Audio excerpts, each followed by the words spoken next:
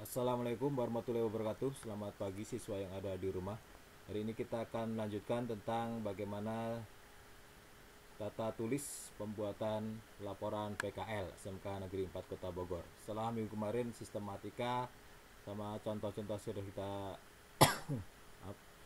kita terangkan, hari ini kita akan terangkan berkaitan dengan tata cara penulisan. Silakan disimak baik-baik. Yang akan kita bahas adalah bahan dan ukuran, pengetikan, penomoran, tabel, gambar, bahasa, dan daftar pustaka. Yang pertama, bahan dan ukuran.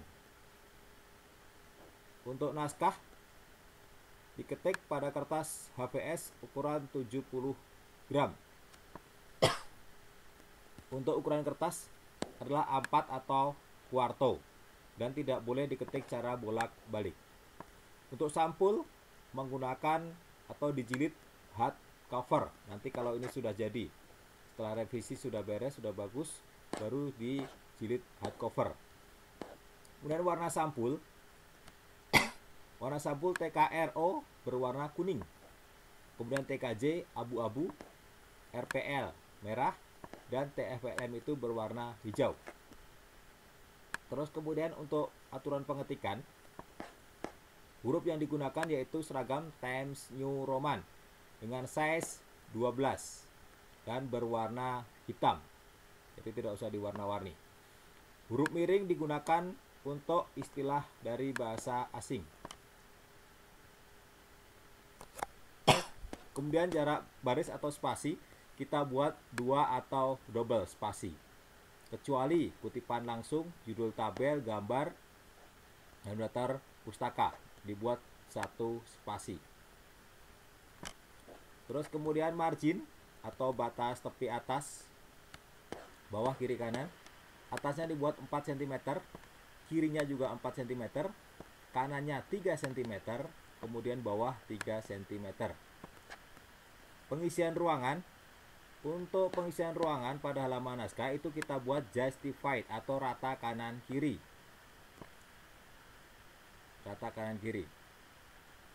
Oke, kecuali alinea baru, persamaan gambar, subjudul, dan yang dibuat khusus.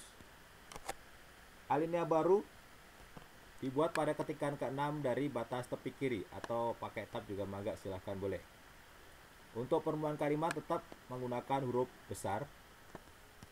Terus kemudian penulisan judul. Penulisan judul, sub judul atau anak judul. Judul harus ditulis dengan huruf besar atau kapital, dicetak bold atau tebal. Misalkan bab 1. Misalkan bab 1. Misalkan filosofi perusahaan atau bab 1 atau bab 2 atau bab 3, penutup dan sebagainya, itu dibuat dengan huruf besar kapital, dicetak bold. Oke. Terus kemudian dan letaknya simetris di tengah. Terus kemudian subjudul dan anak subjudul, subjudul dan anak subjudul dan seterusnya ditulis di tepi kiri. Semua kata dimulai dengan huruf besar, kecuali kata hubung dan kata depan, tanpa diakhiri dengan titik dan dicetak tebal atau bold. Oke, misalkan tadi bab 4 penutup, A, kesimpulan. Nah, itu di sini subjudul itu masuknya. Jadi kesimpulannya itu ditulis huruf pertama besar, kemudian berikutnya kecil semua, kemudian dicetak tebal. Terus kemudian rincian ke bawah. Rincian ke bawah. Jika pada penulisan naskah ada rincian disusun ke bawah, maka pengurutannya seperti berikut ini. Misalkan di sini bab 1. Bab 1 itu terdiri dari A. Misalkan tujuan PKL. Berarti ini A. Saatnya tujuan PKL itu mempunyai rincian lagi, berarti ditulis dengan kode 1 titik. Kalau 1 titik ini mempunyai rincian lagi, berarti ditulis dengan A titik.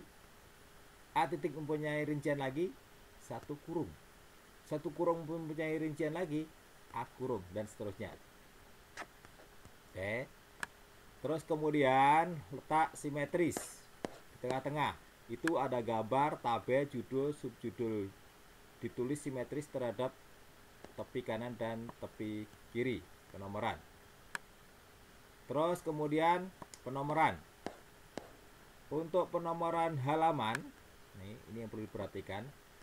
Dari judul sampai dengan lampiran, jadi ada judul, ada lembar pengesahan, kata pengantar, daftar isi, daftar tabel, sampai daftar lampiran, itu menggunakan Romawi kecil.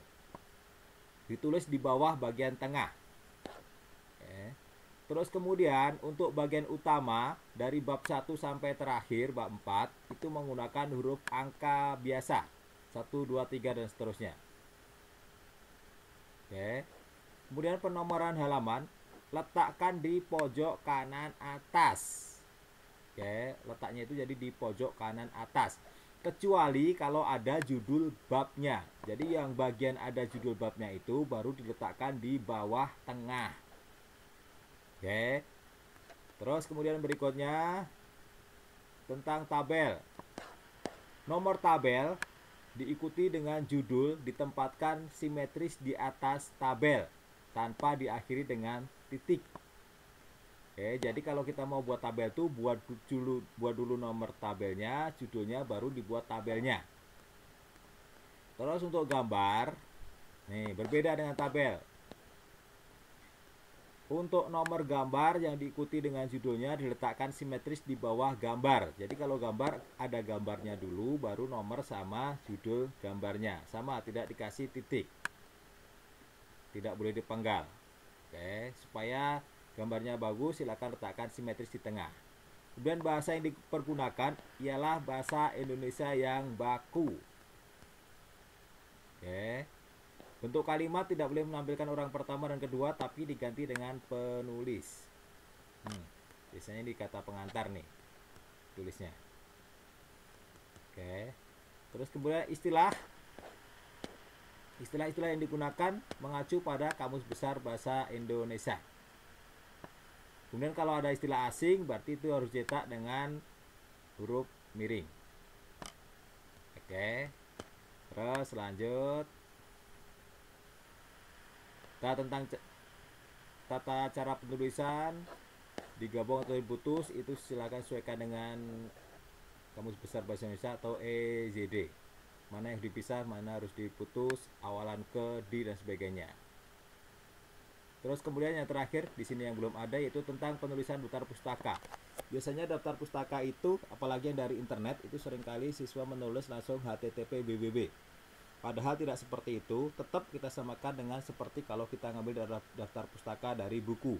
Tetap ada nama pengarangnya, tahun diterbitkannya, kemudian judul artikelnya atau judul bukunya, baru kemudian penerbitnya, misalkan baru http www.